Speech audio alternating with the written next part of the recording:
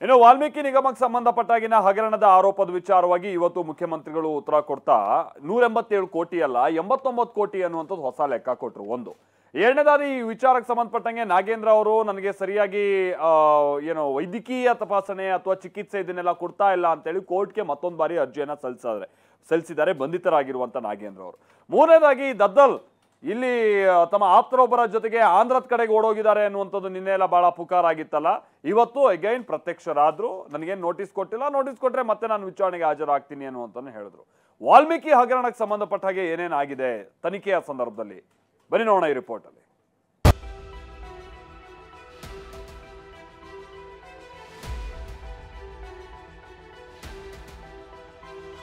ತುಕಾರಾಮ್ ಅವರಿಗೆ ನೈತಿಕತೆ ಎಂಬುದು ಇದ್ದಿದ್ರೆ, ನಿಮಗೆ ಸ್ವಾಭಿಮಾನ ಅಂತ ಇದ್ರೆ ನೀವು ಈ ಕೂಡಲೇ ರಾಜೀನಾಮೆ ಕೊಡಬೇಕು. ಕಳೆದ ಚುನಾವಣೆಯಲ್ಲಿ ತಾವು ನ್ಯಾಯಯುತವಾಗಿ ಗೆದ್ದಿಲ್ಲ. ವಾಲ್ಮೀಕಿ ನಿಗಮದಿಂದ ಕಬಳಿಸಿ ಅದನ್ನ ಅಕ್ರಮವಾಗಿ ಅವಲದ ರೂಪದಲ್ಲಿ ಈ ಒಂದು ಚುನಾವಣೆಯಲ್ಲಿ ಖರ್ಚು ಮಾಡಿದ್ದಾರೆ.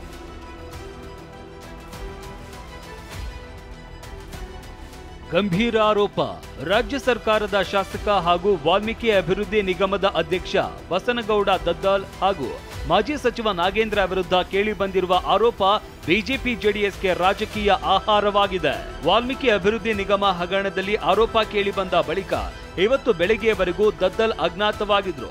ಇದನ್ನೇ ಬಂಡವಾಳ ಮಾಡಿಕೊಂಡಿದ್ದ ರಾಜ್ಯ ಬಿಜೆಪಿ ಘಟಕ ವಾಲ್ಮೀಕಿ ನಿಗಮದ ಹಣ ಲಪಟಾಯಿಸಿ ಬಸನಗೌಡ ದದ್ದಲ್ ನಾಪತ್ತೆಯಾಗಿದ್ದಾರೆ ಅಂತ ಕುಟುಕಿತ್ತು. ವಯಸ್ಸು 52, ಕಂಡ ತಕ್ಷಣ ಪೊಲೀಸ್ ಠಾಣೆಗೆ ಮಾಹಿತಿ ನೀಡಿ ಅಂತ ಸಾಮಾಜಿಕ ಜಾಲತಾಣದಲ್ಲಿ ಪೋಸ್ಟ್ ಮಾಡಿ ಕಾಲೆಳೆದಿತ್ತು. ಇದರ ಬೆನ್ನಲ್ಲೇ ದದ್ದಲ್ ವಿಧಾನಸೌಧದಲ್ಲಿ ಪ್ರತ್ಯಕ್ಷರಾಗಿದ್ರು. ನಿನ್ನೆ ಆಂಧ್ರ ಪ್ರದೇಶದತ್ತ ತೆರಳಿದ್ದ ಶಾಸಕ ದದ್ದಲ್ ಇವತ್ತು ಕಲಾಪದಲ್ಲಿ ಭಾಗಿಯಾಗುವುದಕ್ಕೆ ವಿಧಾನಸೌಧಕ್ಕೆ ಬಂದಿದ್ರು. ಈ ವೇಳೆ ಪ್ರತಿಕ್ರಿಯೆ ಕೊಡುವಂತೆ ಕೇಳಿದಾಗ ಸದನದಲ್ಲೇ ಮಾತನಾಡ್ತೀನಿ, ನನಗೆ ಯಾವ ನೋಟಿಸು ಬಂದಿಲ್ಲ ಅಂತ ಅಷ್ಟೇ ಹೇಳಿ ತೆರಳಿದ್ರು. ನಾನು ಅಸೆಂಬ್ಲಿಗೆ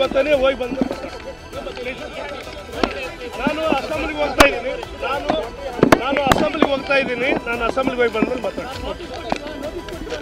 ಏನು ಕೊಟ್ಟಿಲ್ಲ,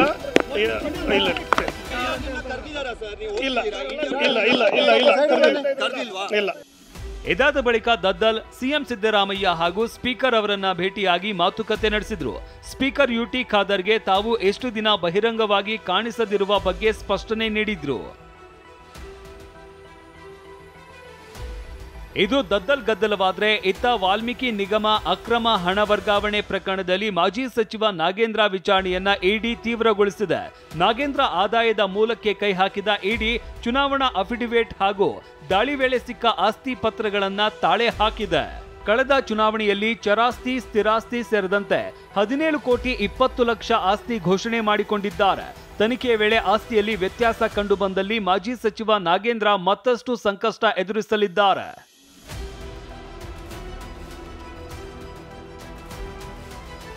ವಾಲ್ಮೀಕಿ ನಿಗಮದ ಬ್ರಹ್ಮಾಂಡ ಭ್ರಷ್ಟಾಚಾರ ಮತ್ತಷ್ಟು ಸ್ಫೋಟವಾಗಿದೆ. ಕೋಟಿ ಕೋಟಿ ಹಣ ಕೊಳ್ಳೆ ಹೊಡೆಯೋದಕ್ಕೆ ಎಂಡಿ ಪದ್ಮನಾಭ ಮಾಡಿದ್ದ ಖತರ್ನಾಕ್ ಐಡಿಯಾ ಬಟಾಬಯಲಾಗಿದೆ. 187 ಕೋಟಿ ಲೂಟಿಗೆ ವಾಲ್ಮೀಕಿ ನಿಗಮದಲ್ಲಿ ನಕಲಿ ಹುದ್ದೆ ಸೃಷ್ಟಿ ಮಾಡಿದ್ದ ಜೂನಿಯರ್ ಅಕೌಂಟೆಂಟ್ ಹುದ್ದೆಯನ್ನ ಸೃಷ್ಟಿಸಿ ಶಿವಕುಮಾರ್ ಎಂಬಾತನನ್ನ ನೇಮಕ ಮಾಡಿದ್ದ. ಜೂನಿಯರ್ ಅಕೌಂಟೆಂಟ್ ಅಂತ ಐಡಿ ಕಾರ್ಡ್ ಕೂಡ ನೀಡಿ ಶಿವಕುಮಾರ್ಗೆ ಹಣಕಾಸು ವ್ಯವಹಾರದ ಅಧಿಕಾರ ನೀಡಲಾಗಿತ್ತು.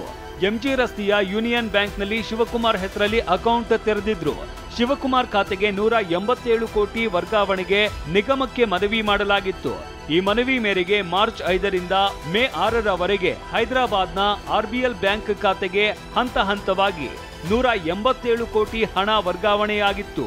2 ತಿಂಗಳ ಅವಧಿಯಲ್ಲಿ 94 ಕೋಟಿ ಬ್ಯಾಂಕ್ನಿಂದ ವರ್ಗಾವಣೆ ಮಾಡಲಾಗಿದೆ. ಪದ್ಮನಾಭ್ಗೆ ಯೂನಿಯನ್ ಬ್ಯಾಂಕ್ನ ಕೆಲ ಅಧಿಕಾರಿಗಳು ಸಾಥ್ ನೀಡಿದ್ದಾರೆ. ಪ್ರಕರಣ ಬೆಳಕಿಗೆ ಬಂದ ಬೆನ್ನಲ್ಲೇ ಎಂಜಿ ರಸ್ತೆಯ ಯೂನಿಯನ್ ಬ್ಯಾಂಕ್ನ 6 ಅಧಿಕಾರಿಗಳು ನಾಪತ್ತೆಯಾಗಿದ್ದಾರೆ. ತಲೆಮರೆಸಿಕೊಂಡಿರೋರಿಗೆ ಎಸ್ಐಟಿ ಅಧಿಕಾರಿಗಳು ತಲಾಶೆ ನಡೆಸ್ತಾ ಇದ್ದಾರೆ.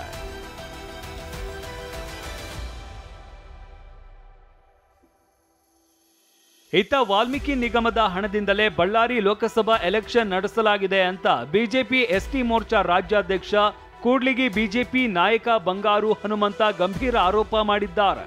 ನಿಗಮದ 30ರಿಂದ 40 ಕೋಟಿ ಹಣದಿಂದ ಬಳ್ಳಾರಿ ಲೋಕಸಭಾ ಎಲೆಕ್ಷನ್ ನಡೆಸಿ ತುಕಾರಾಂ ಗೆಲುವಿಗೆ ಬಳಸಿಕೊಂಡಿದ್ದಾರೆ. ಹೀಗಾಗಿ ತುಕಾರಾಂ ರಾಜೀನಾಮೆ ನೀಡಬೇಕು ಅಂತ ಆಗ್ರಹಿಸಿದ್ದಾರೆ.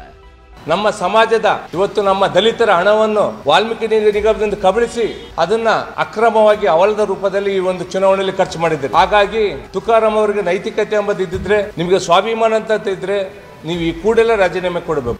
ಸದ್ಯ ಇಡಿ ಇಂಚಿಂಚು ಮಾಹಿತಿಯನ್ನ ಬಯಲಿಗೆಳೆಯುವುದಕ್ಕೆ ಯತ್ನಿಸ್ತಾ ಇದೆ. ಇದರಿಂದ ನಾಗೇಂದ್ರ ಮತ್ತು ದದ್ದಲ್ಗೆ ಮತ್ತಷ್ಟು ಸಂಕಷ್ಟ ಎದುರಾಗುವ ಸಾಧ್ಯತೆ ಇದೆ.